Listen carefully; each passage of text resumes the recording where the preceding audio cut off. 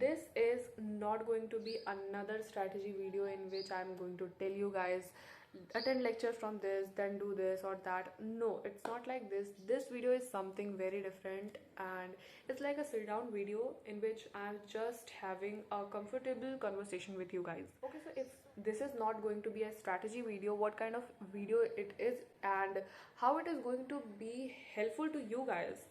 Okay, these are the points which I would tell my younger self, like Arya, who is in 10th grade and going to give her boards. You guys are my juniors, and probably you are would be in the same situation only, where you are stressed, overwhelmed, excited too for your first board exam, and after a month it will end. It will all end. What you will have is the excitement for result or the dar for result, whatever you would love to say that.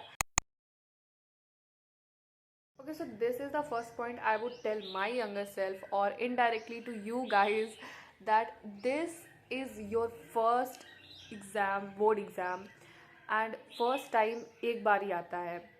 So make the most of it. Okay, it is my favorite dialogue from my favorite movie. If you guys guess, you guess. तुम जितने efforts लगा सकते हो लगाओ, तुम जितनी मेहनत कर सकते हो तुम करो, और तुम जितनी मेमोरीज बना सकते हो तुम बनाओ. Okay, when we talk about memories we always have this picture कि हम मेमोरीज, अच्छी गुड मेमोरीज अपने फ्रेंड्स के साथ या फिर अपनी फैमिली, किसी तो एक अलग इंसान के साथ ही मेमोरीज बना सकते हैं. बट ऐसा नहीं होता है. You have to make memories with your self, जहाँ पे अगर तुम सोचो तो केवल खुद के बारे में सोचो. And board exam is one of those things. The moment you are living right now will be the memory for you like next year only. जब तुम भी ऐसी मेरी तरह 11th ग्रेड में होगे और तुम्हारे फाइनल्स चल रहे होंगे, तुम्हें इस चीज़ का अलग स्ट्रेस हो रहा होगा. बट जब तुम सोचोगे कि क्लास 10th में जब मैंने पहली बार बोर्ड्स दिया था, it was so good. The moments you live, every mistake you did, every good thing you did, each and every hard work you put for that one exam, each one of those things will be like a good or a bad memory for you. So it's on you to make it good one. Okay, because board exams actually, मतलब result की बात नहीं कर रही हूँ मैं, but are like a big thing, a mile stone for we actually as average students. मेरे लिए तो था भाई, और मेरे लिए अभी तक है, because it is the very first thing, the very first exam I give eight national level, और उसमें 90 अबव स्कोर करना for me is a big thing. It is. Now we are talking about good memories, but it is not associated with your result at all. Result तो भाई बाद में तुम्हारा by product है, जो भी तुमने एफर्ट पुट किया है उस एग्जाम के लिए, उस चीज़ का. It is not, it will not make good memories for you. Okay, जो गुड मेमोरीज होंगी will be of the effort you will put for that one exam, will be the hard work that you will put for that one exam, will be the strategies you will make by your own self for the exam.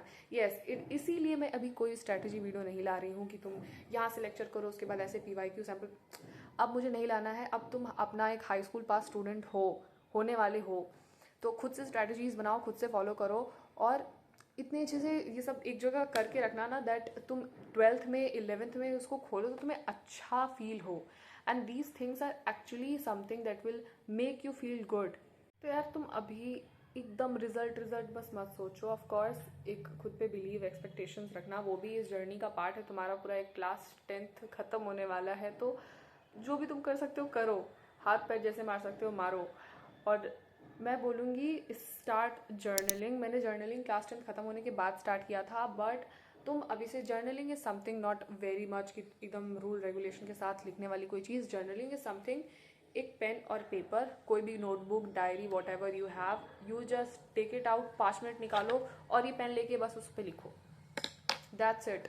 तुम अपना पहला board exam देने जा रहे हो, उससे पहले पक्का ये चीज़ लिखना, that will be the most most most important beautiful thing you will have for years.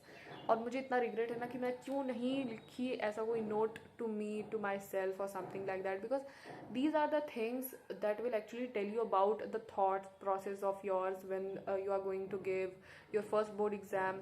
और जस्ट जब तुम 10th ग्रेड में थे तुम्हारा थॉट और माइंडसेट कैसा था, ये सब अच्छा होता है बहुत पता करना बाद में। बट अभी तुमको बहुत ज़्यादा जर्नलिंग एंड एवरीथिंग के बारे में ना बताते हुए बस इतना समझ लो कि अपने पहला बोर्ड एग्जाम देने से पहले तुमको एक पेज, एक चीज़, वट एवर थाट, एक्साइटमेंट तुम्हारे अंदर जो भी है, बस उसे एक पेज पे लिख देना है। 5 मिनट लगेंगे, 5 में से 10 मिनट, बहुत ज़्यादा 10 मिनट लगेंगे।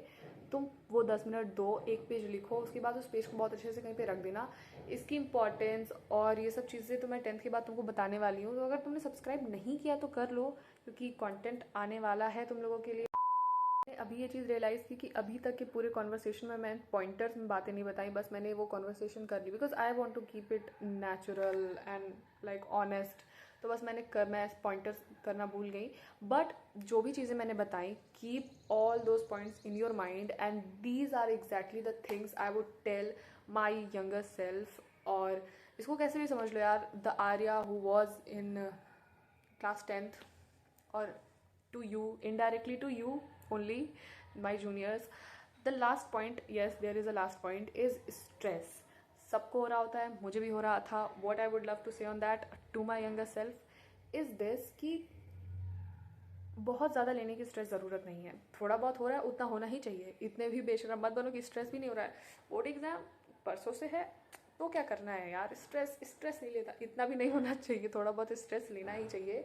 ऑफ कोर्स थोड़े से अच्छे बच्चे बनो तुम लोग, बट बहुत ज़्यादा stress is not good for your health, mental health और योर लाइक तुम्हें अभी जाके एग्ज़ाम देना है और तुम अपने दिमाग पे ही इतना प्रेशर लगा रहे हो, तो फिर तुम क्या करोगे. अब देखो ये तो सभी बताता है कि स्ट्रेस नहीं लेना चाहिए, बट एग्जैक्टली क्या करें जिससे हमें स्ट्रेस ना हो, ये चीज़ कोई नहीं बताता है. मेरे पास भी कोई साइंटिफिक फॉर्मूला नहीं है जो मैं तुम्हें बता दूंगी उसके बाद तुम्हें स्ट्रेस बिल्कुल नहीं होगा.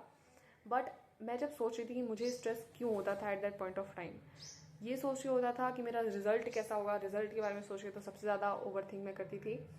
एंड दूसरा कि जब मेरे हाथ में क्वेश्चन पेपर आएगा और मुझे क्वेश्चन ही नहीं आ रहे होंगे, तो अगर कोई बहुत ही विचित्र क्वेश्चन आ गए क्वेश्चन पेपर में, तो देखो अगर तुम ऐसी चीज़ें सोच रहे हो, बोर्ड का क्वेश्चन पेपर अभी तक बन गया होगा, तुम्हारे सोचने से कुछ नहीं होगा. और ईजी बनता है बोर्ड का पेपर, सही बताऊँ, प्री बोर्ड के पेपर से इजी होता है बोर्ड्स का पेपर. अब तो तुमने प्री बोर्ड के बाद कितनी और प्रिपरेशन भी कर ली.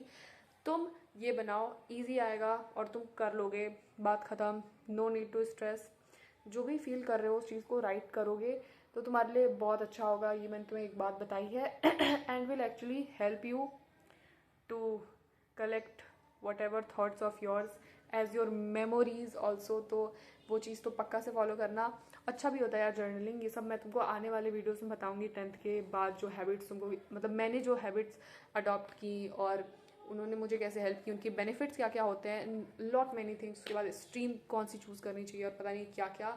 अभी बहुत सारे वीडियोस आएंगे क्लास 10 ग्रेडर्स के लिए, तो बिकॉज अभी तो पार्टी शुरू हुई है, अभी तो बहुत कुछ बाकी है.